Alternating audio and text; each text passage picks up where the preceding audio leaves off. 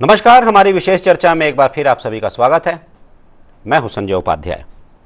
जैसा कि प्रदेश में डीलिस्टिंग को लेकर, और इस बार जो डीलिस्टिंग की बात मैं कर रहा हूं वो आदिवासी समाज से जुड़ी हुई है, तो इसे लेकर एक सियासत दिखाई दे रही है, एक राजनीति दिखाई दे रही है। हालांकि इसके पीछे कुछ बड़ी मांगे भी हैं जो आदिवासी समाज की ओर से की जा रही हैं। एक गुट कह लीजिए, एक बड़ा समूह है, उसकी ओर से ये बातें कही जा रही हैं। और इसके लिए दिल्ली कूच भी किया गया और वहाँ पर आदिवासी समाज ने एक बड़ा सम्मेलन किया और ये मांग उठाई और ये कहा कि ये डिलिस्टिंग की जाए। डिलिस्टिंग इस बात की कि वो लोग जिन्होंने आदिवासी समाज में रहते हुए, आदिवासी समाज का लाभ प्राप्त करते हुए किसी और धर्म की उपासना पद्धति अंगीकार कर ली है, स्वीकार कर ली है और परंपरा, रीति रिवाज और जो आदिवासी संस्कृति की पहचान होती है उसे वो छोड़ चुके हैं, तो उन्हें इस समाज से, आदिवासी समाज से बाहर किया जाए और उन्हें आदिवासी समाज को मिलने वाली जो सुविधाएं हैं उससे भी वंचित किया जाए। कुल मिलाकर एक स्पष्ट पहचान हो कि मूल रूप से आदिवासी कौन है और वो जिन्होंने आदिवासी संस्कृति, सभ्यता, उपासना पद्धति बदल दी है, जिन्होंने वो मान्यताएं बदल दी हैं, जो कहीं और चले गए हैं, किसी और के अनुयायी हो गए हैं, जिन्होंने कुछ और भी जीवन अपना लिया है, जीवन शैली अपना ली है, तो उन्हें इसका लाभ न दिया जाए। ये विषय है, लेकिन इसके बहुत से पक्ष हैं, बहुत से कानूनी पहलू हैं, बहुत से वैधानिक विषय हैं और बहुत सी ऐसी बातें हैं जो कि समय समय पर उठी हैं। उस पर आज हम चर्चा करेंगे अपने विशेष अतिथियों के साथ। पहले देख लेते हैं एक रिपोर्ट।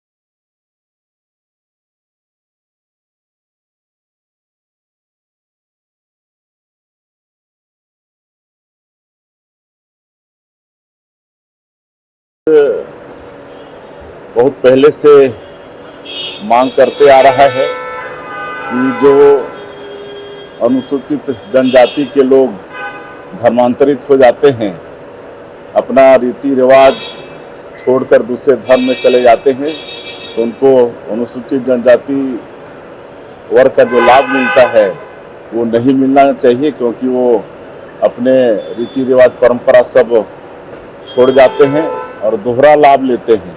एक तो एसटी का भी लाभ लेते हैं और फिर अल्पसंख्यक का भी लाभ लेते हैं। इसलिए मतलब उनको अनुसूचित जनजाति वर्ग के लाभ से वंचित करना चाहिए, ऐसा जनजातीय समाज का बहुत पुराना मांग चलते आया है। हमारी मांग है कि डिलिस्टिंग की दृष्टि से जो हमारे धर्म, हमारी संस्कृति को नहीं मानता, हमारी पूजा पद्धति को नहीं मानता, हमारे इष्ट देव को नहीं मानता, तो वो हमारे समाज में रह करके हमारे समाज को जो आरक्षण मिलता है, हमारे लोगों को के जो हर क्षेत्र में, तो उसका लाभ वो लेकर के हमारे संस्कृति को खत्म करने का साजिश कर रहा है। तो उसको डिलिस्टिंग करने का काम करे, ये हमारी मांग भी है। राष्ट्रीय स्तर पे जहां पर आदिवासियों की जनसंख्या 8% है, 8 पॉइंट कुछ है, वो घट करके कम हो जाएगी।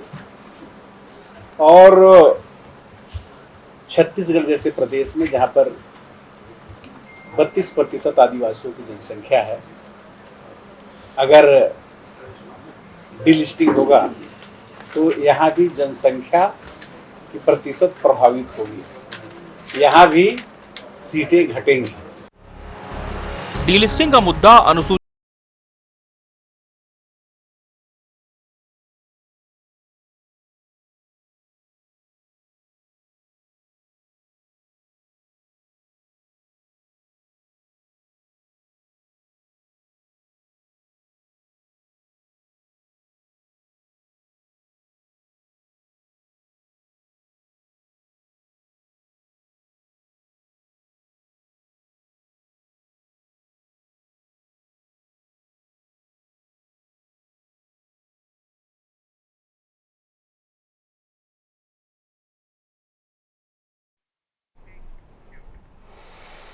तो आपने देखी रिपोर्ट। चलिए मैं सीधे चर्चा पर आता हूं। सबसे पहले परिचय करवा दो अपने विशेष अतिथियों का जो मेरे साथ जुड़े हुए हैं। सुरेंद्र वर्मा जी हैं, प्रवक्ता हैं कांग्रेस के, वरिष्ठ प्रवक्ता हैं कांग्रेस के। सुरेंद्र जी स्वागत है आपका। रितेश मोहरे हैं, प्रवक्ता हैं भारतीय जनता पार्टी के। रितेश जी आपका स्वागत है। साथ ही साथ हमारे साथ विनोद नागवंशी जी भी जुड़ेंगे जो कि सर्व आदिवासी समाज के प्रदेश सचिव हैं, उनसे भी हम चर्चा करेंगे। मैं तो चाहता था कि पहले शुरुआत में नागवंशी जी से ही करूं। जुड़े हैं क्या नागवंशी जी? चलिए तो फिर मैं आपसे शुरुआत कर लेता हूं। रितेश जी बताइएगा कि ये जो बात हो रही है, हालांकि इसके पहले आप थोड़ा सा देखिए, इसके पीछे अगर एक आप फ्लैशबैक पे जाते हैं, आप देखते हैं कुछ, तो ये पाते हैं कि जो व्याख्याएं हैं संविधान के अनुच्छेद 341, 342, उसके मूल, भावार्थ, निहितार्थ, जिस प्रकार की व्याख्या की गई है, मैं बहुत ज़्यादा विषय का जानकार तो नहीं हूं, लेकिन जितना पढ़ा है और जितना सुना है और जितनी समझने का जितना मैंने प्रयास किया है, 341 जो एससी एक्ट से संबंधित है, उसमें उसकी बातें कही गई कि आरक्षण मूल रूप से पहले हिंदुओं के लिए था, हिंदू दलित थे उनके लिए था, फिर बाद में ये सिख और बौद्ध तक भी पहुंचा। लेकिन इसमें ऐसी व्यवस्था थी, चूंकि ये जाति आधारित व्यवस्था थी, तो इसमें यह किया गया कि अगर आप धर्म बदल लेते हैं, ईसाई बन जाते हैं, मुस्लिम बन जाते हैं, ये माना गया है, ये व्याख्या की गई है कि इन धर्मों में जाति आधारित व्यवस्था नहीं होती है, तो ये लाभ आपको नहीं मिलेगा क्योंकि व्यवस्था जाति आधारित है। 342 अनुच्छेद में ये जो व्यवस्था थी आदिवासी समाज से संबंधित है और इसमें जाति आधारित व्यवस्था नहीं थी, बल्कि ये व्यवस्था सामाजिक, सांस्कृतिक, पारंपरिक एक जीवन पद्धति की थी। और ये माना जाता था कि अगर यहाँ जाति बदल ली जाती है तब कोई फर्क नहीं पड़ता, अगर आप उसी सामाजिक पृष्ठभूमि से हैं, उसी संस्कृति मान्यता से जुड़े हुए हैं। बात यही होती है, वितंडा यही आता है कि क्या जो धर्मांतरित हो जाता है, जो ईसाई समुदाय में चला जाता है, आदिवासी व्यक्ति या किसी अन्य धर्म में चला जाता है, तो क्या उसकी वही पारंपरिक मान्यताएं होती हैं? क्या वही उसकी दिनचर्या होती है? क्या उसकी वही उपासना पद्धति होती है? क्या उसकी वही संस्कृति और परंपरा होती है? क्या उसकी वही वेशभूषा होती है? क्या वही उसी गुड़ी को पूजता है? क्या तमाम वो चीज़ें होती हैं जिनकी मान्यता, संस्कृति, आदिवासी परंपरा से जुड़ी हुई है? तो अब ऐसे में जब ये मांग उठ रही है, ये बातें कही जा रही है मोहरे जी, तो बात ये भी हो रही है कि आपके पास शक्ति है, इसकी केंद्र के पास इसकी शक्ति है कानून बनाने की, कानून क्यों नहीं बनाते इस पर? सबसे पहले इसके अंदर सभी दर्शकों को नमस्कार जी। नमस्कार। मैं इस डीलिस्टिंग के विषय में कुछ पहलू में रखना चाहता हूँ, थोड़ा मुझे समय थोड़ा लगेगा। आपको बता देना चाहता हूँ, कांग्रेस के दिग्गज सांसद हुए लोहरदगा झारखंड, जो उस समय बिहार हुआ करता था, उरांव जिला पड़ता था, कार्तिक उरांव जी जो 1967 के दशक में डीलिस्टिंग की मांग को लेकर जो आदिवासी, ईसाई या मुस्लिम धर्म अपना चुके हैं, उसी को लेकर के डीलिस्टिंग की उन्होंने मांग उस समय के तत्कालीन प्रधानमंत्री श्रीमती इंदिरा गांधी जी के उन्होंने 335 सांसदों का हस्ताक्षर उन्होंने एक ज्ञापन 17 जून 1970 को सौंपा था, जिसमें एक बड़ी बहस हुई। दूसरी बात, फिर उन्होंने 10 नवंबर 1970 को फिर से उसी का प्रस्ताव फिर से किया और जिसमें 348 सांसद, 322 लोकसभा के सांसद थे, इस पे फिर उन्होंने कमेटी बैठाई गई 16 से 20 नवंबर को, संयुक्त समिति की सिफारिश हुई, उसमें एक वोटिंग भी हुआ था, मैं आपको बता देना चाहता हूं।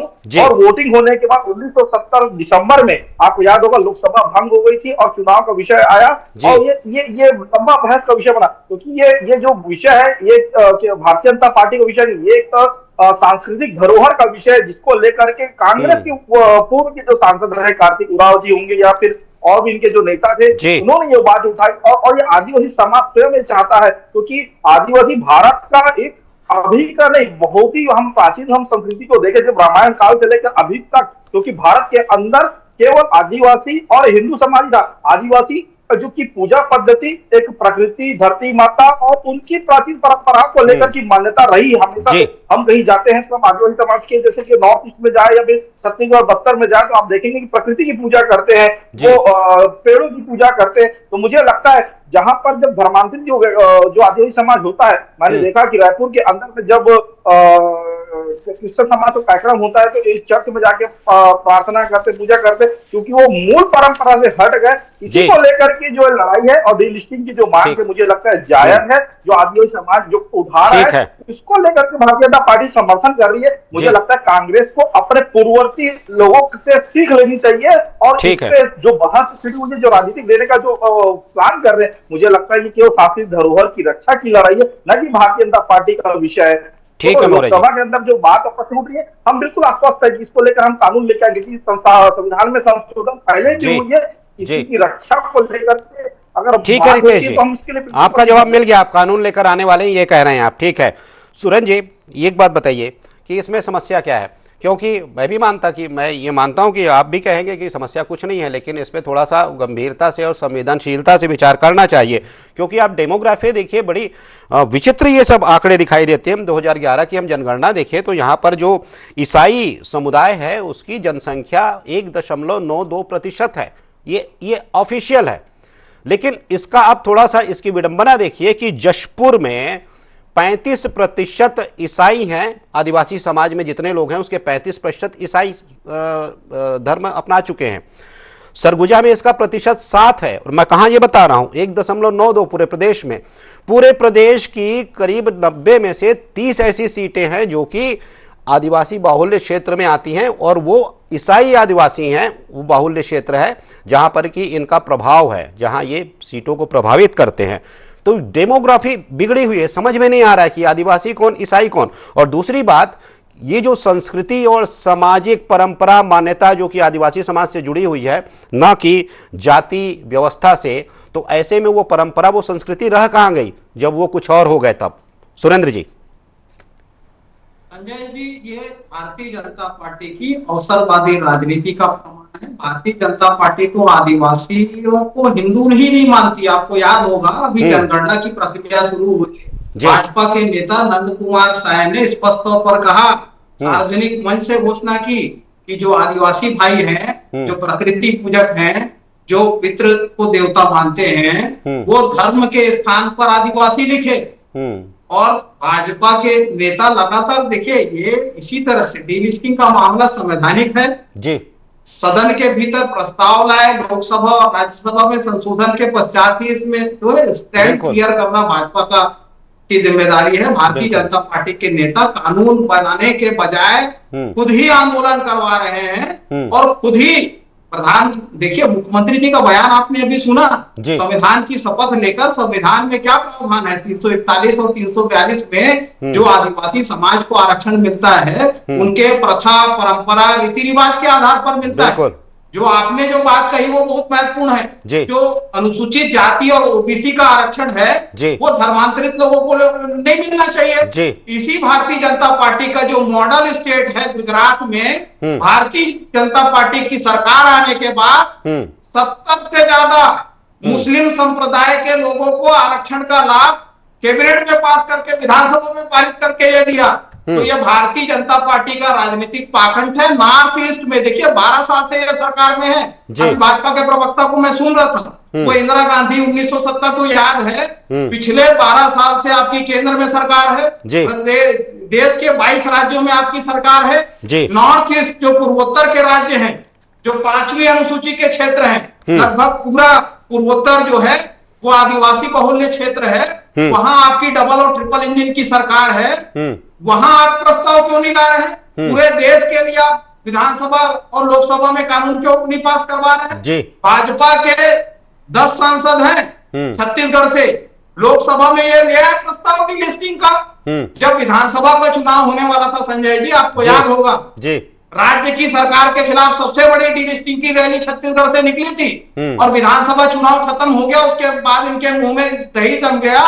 ये केवल सड़क पर उतरकर आदिवासी भाइयों को भड़काकर जो है इस तरह से राजनीतिक इवेंट करते हैं। भारतीय जनता पार्टी में यदि साहस, देखिए देश के मुख्यमंत्री खुद ही मिशनरी स्कूल में पढ़े हैं, मिशनरी अस्पतालों में इलाज कराए। 15 साल रमन सिंह की सरकार थी, तो पन्ना लाल से क्या संबंध थे? बड़े सभा में रमन सिंह जो है उपस्थित हुआ करते थे।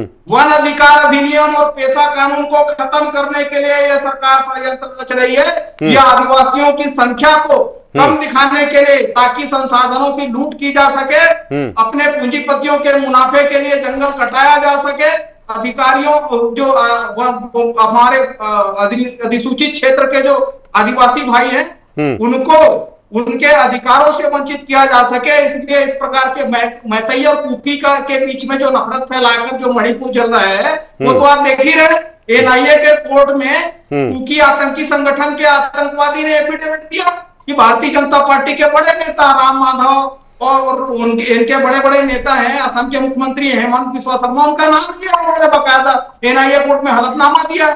तो आदिवासियों के बीच में ये संघर्ष कराना चाहते हैं। हम तो कहते हैं ना कि चर्चा करा लिया सदन में, ठीक है, जो प्रभावित हैं जो उनके बीच में चर्चा करा लीजिए। ठीक है, ठीक है, जो अधिसूचित सुरेंद्र जी, क्षेत्र वहां के आदिवासियों के बीच में चर्चा करा लीजिए। ये कानून किसने रोका है? ठीक है। भारतीय जनता पार्टी केंद्र की सरकार में है भाई मैंने पहला वही सवाल किया कि आप कानून क्यों नहीं ले आते। कानून ले आइए, सब कुछ साफ हो जाएगा। मैं आपसे पूछूंगा सुरेंद्र जी, आपके पास लौटूंगा, क्या इसका समर्थन करेंगे अगर कानून आता है तो? विनोद नागवंशी जी, आप जुड़ चुके हैं विनोद जी ना? हाँ विनोद जी एक बात बताइएगा। देखिए, हालांकि जो मैं देख रहा था पुराना, कुछ मैं खंगाल रहा था, पा रहा था 1851, उसके पहले से ये सब कुछ चला आ रहा है। जब 1891 में इसे फॉरेस्ट ट्राइब कहा जाता था, 1901 में इसे एनिमिस्ट कहा जाता था। जो इसकी वास्तविक व्याख्या है वो एनिमिस्ट ही थी, मतलब कि जो प्रकृतिवादी होते हैं, ये उसकी थी। फिर चला आता है 1921 का क्रम, 1931 का क्रम जब आता है, 1931 में इन्हें प्रिमिटिव ट्राइब कहा जाता है, जो कि अभी भी बहुत से जगहों पर प्रिमिटिव ट्राइब, जब समाजशास्त्र में हम पढ़ते हैं तो प्रिमिटिव ट्राइब्स इसका उल्लेख मिलता है, इसकी बड़ी व्याख्या मिलती है। फिर उसके बाद 41 में शब्द आता है सिर्फ ट्राइब। लेकिन क्या होता है कि 91 की जब जनगणना होती है 1951 की, उस समय ये कॉलम हटा दिया जाता है आदिवासी वाला। मतलब स्वतंत्र भारत की पहली जनगणना जब 51 में होती है, इसके पहले की मैं बता रहा हूं, जनगणना में ये सब कॉलम है, forest tribe, animist, tribal animist, hill and forest tribe, primitive tribe, tribes, ये कॉलम है। 1991 की स्वतंत्र भारत की पहली जो जनगणना होती है 1951 में, ये आदिवासी का कॉलम हटा दिया जाता है और कुछ आदिवासी हिंदू में जोड़ लिए जाते हैं, कुछ ईसाई में जोड़ लिए जाते हैं, लेकिन बड़ी संख्या में अभी भी एनिमिस्ट रहते हैं, प्रकृतिवादी बड़ी संख्या में अभी भी रहते हैं और अभी भी हैं। अब ऐसे में अगर ये पहचान मिटती है, तब ये जो आपके ही वर्ग से, आदिवासी वर्ग से जो एक गुट है वो कहता है कि भाई संख्या कम हो जाएगी ऐसे में, तो बात यह है कि आपको ही तय करना है, आपके समाज को ही तय करना है, सरकारों को आपसे बात करके ही तय करना है कि क्या ऐसे लोगों को भी आपके साथ रखा जाए जिन्हें आप स्वीकार नहीं कर रहे हैं। क्या कहेंगे नागवंशी जी? अध्यय जी, दिक्कत ये है कि देश में आदिवासी कमोडिटी मात्र जी, आदिवासी शब्द भी देखा था, सभी प्रवक्ताओं ने आदिवासी शब्द कहा, लेकिन इस सरकार में केंद्र और स्टेट में आदिवासी शब्द से इतना चिढ़ते हैं कि जनजाति कहते हैं, जनजाति, वनवासी। पहले तो सुधार ले कि हमारा सम्मान शब्द हो। जब आपने भी अच्छा बात बताया कि प्रकृतिवादी होता है सर, अच्छा शब्द प्रकृतिवादी होता है, वनवासी और ये सारे शब्द नहीं। 1931 से में जब हटाया गया हमारी पहचान, तब से हम लोग ढूंढ रहे हैं कि जनजाति है क्या। मुस्लिम भी बन जाते हैं, क्रिश्चियन भी बन जाते हैं, हिंदू भी जाते हैं। आर्टिकल 25 के माध्यम से इस देश में हमको कोई पहचान आज तक दे भी नहीं पाया। दूसरा, 342 अधिसूचना जो निकालता है महामहिम राष्ट्रपति के द्वारा, जिसमें किसी आदमी को, किसी व्यक्ति को, किसी जाति को जनजाति जब बनाया जाता है तो वो आर्टिकल से बनता है। लेकिन इसमें खासियत देख लीजिए, जो आज तक शायद चर्चा को किया नहीं होगा। अगर विनोद कुमार नागवंशी छत्तीसगढ़ में गौड़ जनजाति है, तो जैसे ही मैं छत्तीसगढ़ से बाहर जाऊंगा मैं जनजाति नहीं रहूंगा। तो ये कौन सी परिभाषा मेरी हुई आज? मेरी कौन सी पहचान हुई? मेरी कौन सी आस्था हुई? ये इतना धोखा है। कुछ गौड़ एससी भी बन जाते हैं। हमारे असम में, छत्तीसगढ़, महाराष्ट्र, झारखंड के कई भाई लोग हैं 200 साल पहले सरकारी तरीके से गए हैं, वो आज न ओबीसी है न एससी, कुछ भी नहीं है। इस तरीके से देखा जाए कि देश में 47 सांसद 9.5% होते हैं, कुल जनसंख्या में हमें मात्र 10 करोड़ दिखाया जाता है। 20 करोड़ आदिवासी जो इस धरती को अपना मानते हैं, यहाँ मिट जाना मानते हैं, विकास के विरोधी नहीं है। लेकिन अगर आपकी पहचान ही खत्म हो जाए, तो एक बड़े मंच में हमारे आदरणीय नेता नेताम साहब ने कहा था सर के बड़े मंच में कि अमेरिका की तरह रेड इंडियन से खत्म हो गया, वैसे आदिवासी खाली म्यूजियम में देखे जाए जैसा लगता है। अभी जितने भी प्रशासन के कार्यक्रम हो रहे हैं उसमें जनजाति, वनवासी, ये ऐसे बहुत सारे शब्द पिरो के उलझा रहे। दूसरा मैं जो कहूंगा धर्मांतरण के विषय में, जब मेरा धर्म ही नहीं है तो धर्मांतरण कहाँ हो, ये बड़ा लक्षण बात है। लेकिन बस्तर में मेरी जातियों के साथ जो अलग धर्म को बनाने की कोशिश की जा रही है, इसमें पूरी की पूरी अगर दोषी कोई है तो सरकार। नक्सल को मारने के लिए आए कोई प्रदेश में बाहर से आदमी आके प्रलोभन देकर कोई धर्मांतरित कर रहा है, इसमें ये बहस का विषय नहीं है, ये समाज का विषय नहीं है, ये तो सरकार का सुरक्षा का विषय है कि कोई भी आदमी घुस से कुछ भी कर जा रहा है। और ये बात कर रहे हैं अच्छा समाज में लड़ाई कर देंगे, समाज से कोई पूछते नहीं। अच्छा साहब को मालूम होगा आज भी हमारे समाज में बहुत सारी चीजों को हम लोग अपने से निर्णय कर लेते हैं, बहुत सारे अधिकार अच्छा है और आज भी हमारे समाज से बहुत लोग सीखते हैं कि सामाजिक एकता अच्छा होता है। लेकिन चुनी हुई सरकार आदिवासी को खाली इस्तेमाल का वस्तु समझता है, चाहे हमारे संसाधन पे नजर हो वो भी ठीक है, लेकिन हमारी अगर पहचान खत्म करे तो बड़ी दिक्कत की बात। ये डीलिस्टिंग चाहते हैं नागवंशी जी डीलिस्टिंग चाहते हैं कि ऐसे लोग, ठीक है आप जो कह रहे हैं कि धर्म नहीं है तो धर्मांतरण कैसा, लेकिन डीलिस्टिंग चाहते हैं जिन्होंने अपनी आस्था परंपरा पद्धति उपासना पद्धति अपनी व्यवहारिकता वो बदल दी हो, तो चाहते हैं कि वो बाहर कर दिए जाएं। डीलिस्टिंग का जो पूरा विषय है एक तरह संवैधानिक है, जैसे ईडब्ल्यूएस पूरा नहीं आप चाहते हैं संवैधानिक है सर, आप चाहते हैं लेकिन आम जनता को ले जाके आंदोलन करवाना, दो जातियों में झड़प करवाना। अच्छा आप डीलिस्टिंग की बात तो कर रहे हो, धर्मांतरण की बात कर रहे हो, लेकिन आदिवासियों की धर्म को स्वीकार कर रहे हो, आदिवासी का तक स्वीकार कर रहे हो, आदिवासी की चीज को मान्य वनवासी बोल के थोपने का प्रयास करते हैं। कुछ हमारे नेता जाके हिंदू बोलते हैं, हिंदू मान लिए। नहीं तो सर आदिवासी अपने मैं ये कह रहा हूं सर, आपकी बात से पूरी तरह सहमत हूं नागवंशी जी, आपकी बात से 100% आप जो कह रहे हैं आपका अनुभव है, आप कह रहे हैं आपने समझा है। डीलिस्टिंग चाहते हैं क्या ऐसे लोग बाहर कर दिए जाएं जिन्होंने अपनी आस्था परंपरा बार बार दोहरा रहा हूं अपनी पद्धति संस्कृति सब कुछ बदल दी है। मैं कह रहा हूँ वो चाहे हिंदू बन के अपने आप को आदिवासी समाज से अलग कर लिया हो, कट्टर बन के, चाहे वो क्रिश्चियन बन के हो, चाहे बौद्धिस्ट चाहे मुस्लिम, क्योंकि आदिवासी की परिभाषा मैं कैसे कहूँ, कुछ मुस्लिम भी कश्मीर को कहते हैं हम आदिवासी हैं, सॉरी जनजाति हैं। आदिवासी शब्द तो लोग खत्म ही कर डाले, पूरे बहस में आदिवासी आता है, लेकिन सरकार धीरे धीरे आदिवासी शब्द को खत्म करने का प्रयास कर रही है। आप देख लीजिए यूनो में जब नोटिस देने का पारी आया तो इस देश के तत्कालिक सरकार ने कह दिया कि यहाँ कोई आदिवासी रहते हैं, तो यहाँ बहुत सृष्टि कर रहे हैं। मतलब आज हम चिंतित हैं, कभी अपने आप को मूल निवासी, अच्छा मंचों में बड़ा अच्छा बोला नहीं सर मूल निवासी तो है ये, आप इस पहचान को कोई नहीं कह सकता, समाज शास्त्र में इसकी व्याख्या है, हर जगह मिलता है। महान समाज शास्त्री जो अब्बे डुबाए आपसे मैं चर्चा कह रहा था वो यही कहते हैं कि आदिवासी वह है जिसकी उपस्थिति में हर एक व्यक्ति विदेशी है, हर उपस्थित व्यक्ति विदेशी है, आदिवासी वो है। तो वो तो बात है, वो पहचान है। तो मैं वही आपसे एक प्रश्न सीधा कर रहा हूं, आप हिंदू भी जोड़ रहे हैं वो भी आप जोड़ लीजिए, अगर वो शामिल हो जाता है आदिवासी संस्कृति को छोड़कर परंपरा को छोड़कर तो उसको क्या बाहर कर देना चाहिए? डीलिस्टिंग जरूरी है? नहीं अब देखिए डीलिस्टिंग जरूरी है, मैं दो बातें कर रहा हूँ। डीलिस्टिंग का विषय तब आएगा जब मेरा धर्म निश्चित हो जाए। आज पूरे देश में आदिवासी समाज अपनी धार्मिक सर वो तो आप निश्चित करेंगे सर, धर्म सरकारें निश्चित नहीं करती सर, वो तो आप तय करेंगे सर आप किस धर्म के हैं, वो सरकार कैसे तय करेगी? मैं हिंदू हूं मैं तय करूंगा, मेरा जो सनातन पंथ है वो तय करेगा, आप तय करेंगे सर आपका धर्म क्या है? ये सरकारों का विषय होता नहीं धर्म तय करना। सर्वसम्मति से हमारा अलग अलग कालम होना चाहिए इस जनगणना में जी, इसके लिए रजिस्ट्रार जनरल को पत्राचार भी किए। मैंने तो कहा 1951 में अलग हुआ है, ये 1941 तक था, 1941 तक ट्राइब्स था। जब तक हमारी एक अलग से पहचान नहीं होगी जी, तो जब वो बाउंड्री तोड़ के जाएगा तब तो कहेंगे धर्म बदल दिया। ये इसका मतलब अभी धर्म नहीं बदला है, इसका मतलब अभी धर्म नहीं बदला है, अभी धर्म ही नहीं था, किसको अभी धर्म ही निश्चित नहीं किया, किसको कहे कौन कहा गया।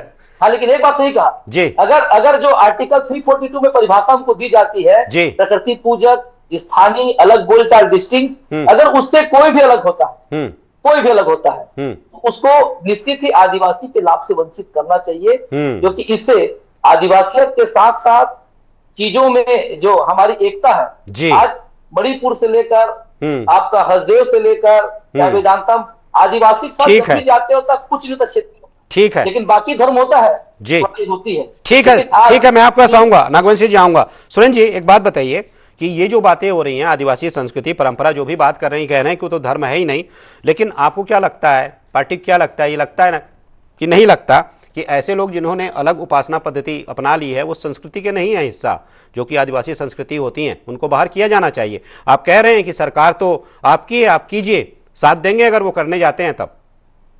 सुरेंद्र जी कहीं किसी को संदेह न रहे, और ये बात जो है संविधान में भी निहित है जी, ये प्रावधान है कि आदिवासियों को जो आरक्षण है उनके प्रथा परंपरा रीति रिवाज बोली भाषा के आधार पर है।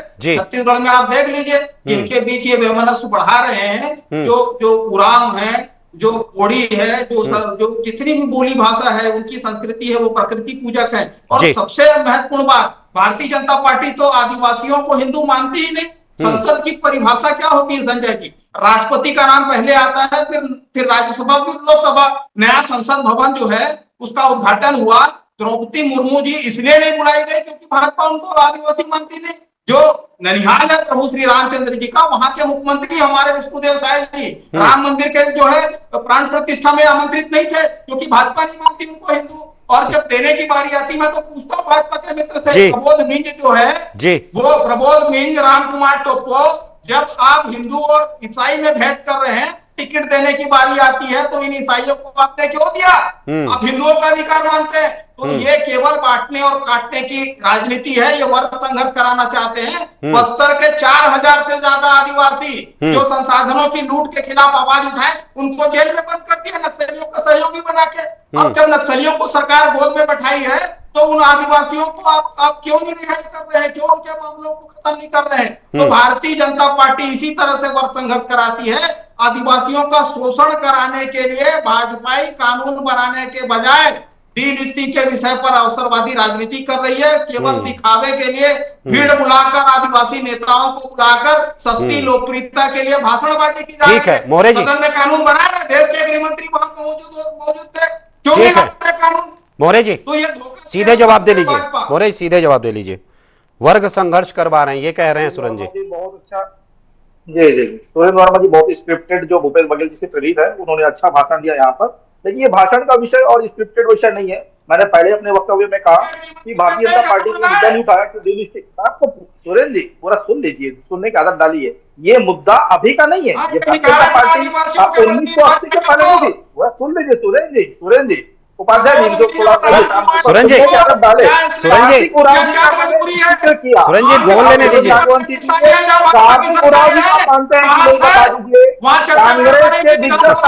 सुरेंद्र जी वो आप कह रहे थे तो वो शांत थे।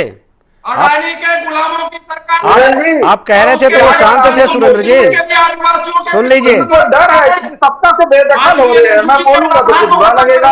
सुन लीजिए सुरेंद्र जी।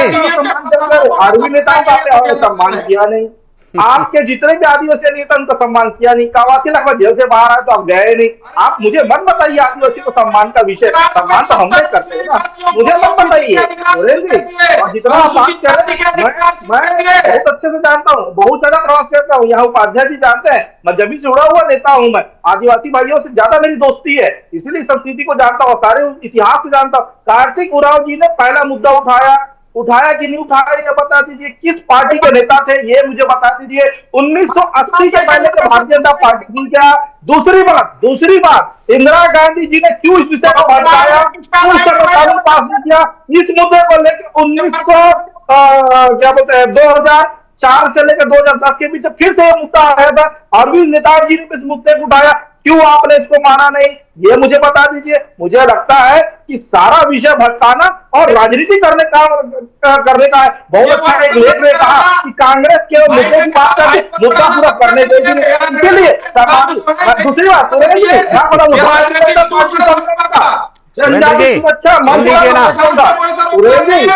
जी सुन लीजिए, मैं समय और बढ़ा दूंगा। सुरेंद्र जी सुन लीजिए, समय बढ़ा दूंगा मैं।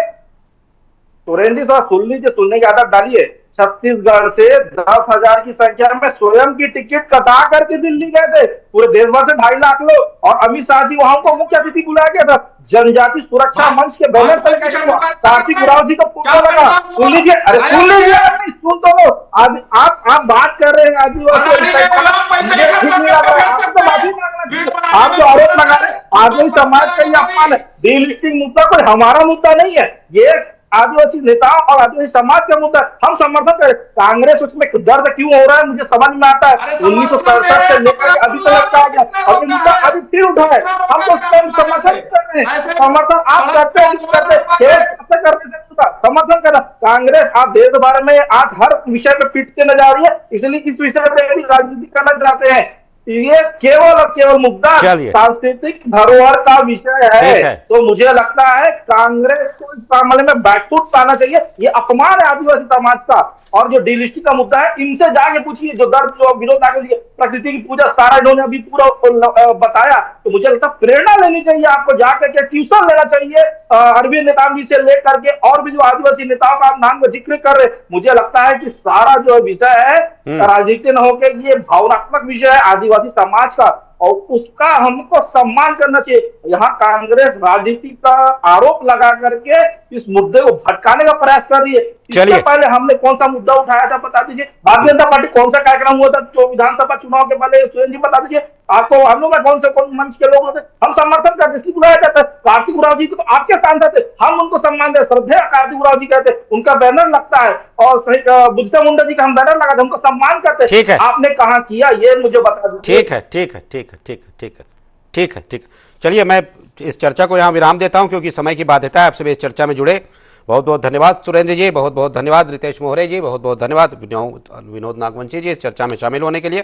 तो कुल मिलाकर बात यही हो रही है डीलिस्टिंग की, और ये जो वॉल है कि धर्मांतरण का क्या धर्म है, मतलब ये किस प्रकार के धर्मांतरण की बात हो रही है और इसमें होना क्या चाहिए, कुल मिलाकर जिसकी बात हो रही है और जो मांग की जा रही है, कुल मिलाकर इसका खाका क्या होना चाहिए, और जो मांगे की जा रही हैं अलग अलग उसी एक ही समुदाय के अलग अलग हिस्से से जो मांग उठ रही है, जो बातें कही जा रही हैं, तो कुल मिलाकर इसका एक सार क्या होगा। तो अब देखना होगा आने वाले दिनों में क्या इस पर कोई एक ठोस कानून बनता है, केंद्र की ओर से इस पर बड़ी पहल की जाती है, और जो एक बड़ी मांग चल रही है डीलिस्टिंग को लेकर, ये कब तक पूरी की जाती है, और जब की जाती है तब इसे किस रूप में प्रासंगिक बताया जाता है और इसकी और किस रूप में व्याख्या की जाती है। तो आज की चर्चा में सिर्फ इतना है। किसी महत्वपूर्ण विषय पर फिर मिलेंगे, तब तक दीजिए आज्ञा। नमस्कार।